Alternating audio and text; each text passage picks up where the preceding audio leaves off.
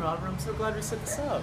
Sa, little chica. Oh, all right. Well, should we go in? The event's about to start. My favorite paintings. This painting shocked the art community worldwide and led for artists to continually challenge the idea of art. This is a great piece. What? I don't understand. It says nude descending a staircase, but where's the girl? Well, this is Nude Descending a Staircase by Marcel Duchamp, painted in 1912, and it's exactly that reason why it shocked the art world. No one could find the nude descending the staircase. It's really interesting. I still don't see how this ties into the piece. All I see are some sporadic, beige lines with maybe some geometric shapes in there. There's no real order. That's exactly it. He was studying stroboscopic images at the time, and it was so hated that not even the avant-garde galleries would accept it because of its name specifically. It was called Nude Descending the Staircase, and no one could find the nude. There was speculation even that if he changed the name, it would be more accepted as a painting. Damn, this guy took a fat L.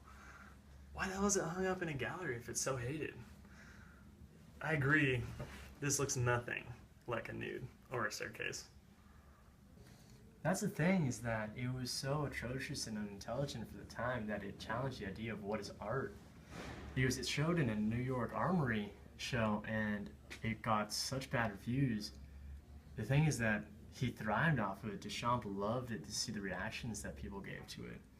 This partially led him to move to America and eventually do pieces like Fountain, Bicycle Wheel to attempt to challenge the concept of what is art and gain that reaction again.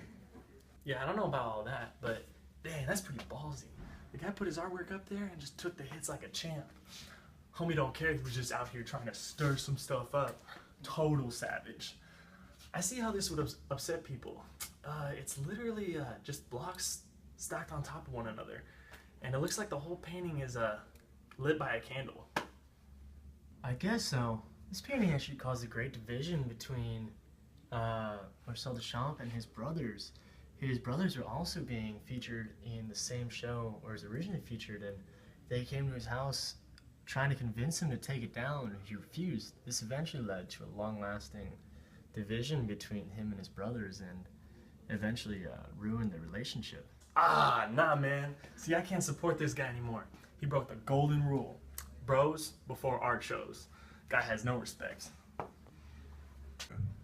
Well, alright, maybe you'll like the next piece. It's more classic nude. Maybe it'll appeal to your senses a little bit more. I'm so glad I came with you to this. I don't think I can handle this white place alone. The last painting was all sharp lines, random shapes. I have no idea how anybody makes anything of it. Well, do you want to go see the next painting? There's plenty more. Hey, as long as I get to see more of you. Alright, let's go.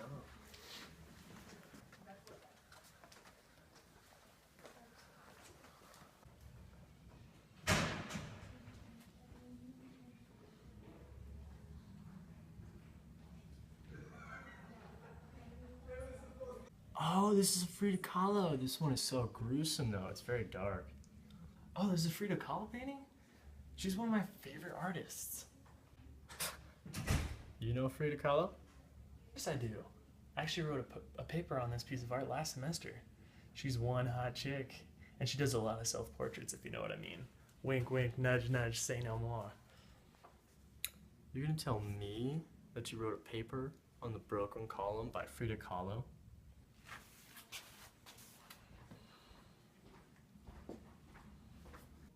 Frat guys can be cultural and intelligent too.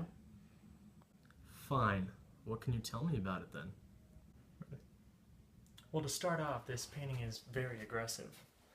A woman sits in a barren landscape, carved open down the middle of her body. She's full of nails, and within the middle of her body reveals a broken ionic column, which gives the impression of pain and damage beyond repair. Frida Kahlo had a rough life.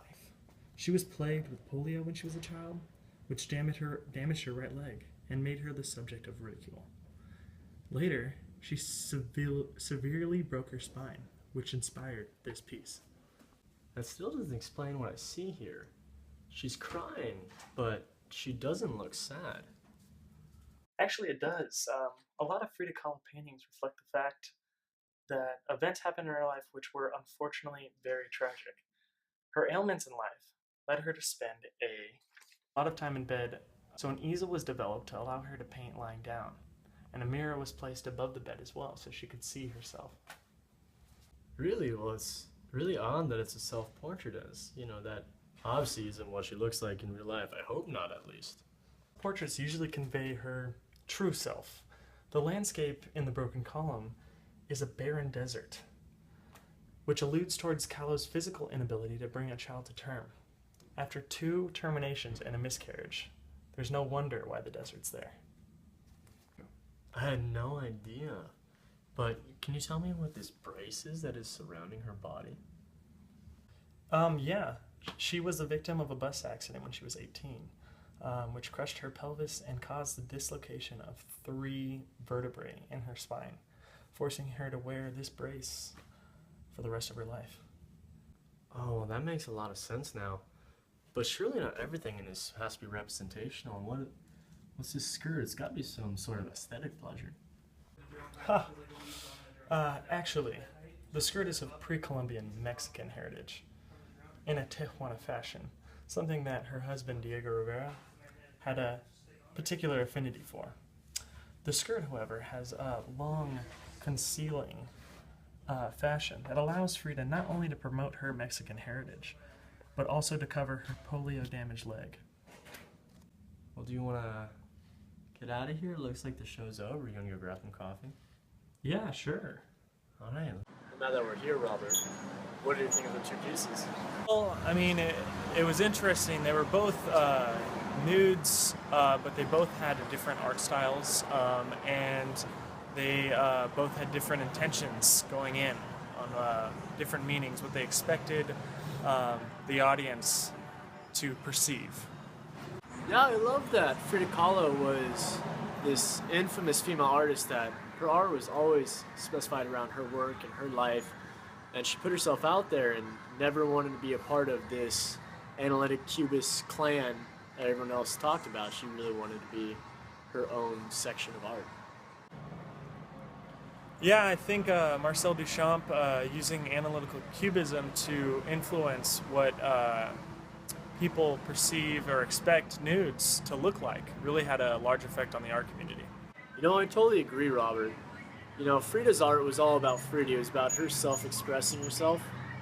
And Duchamp's art was all about inciting a reaction from the audience. It was all about the audience, which is interesting as they're both nudes.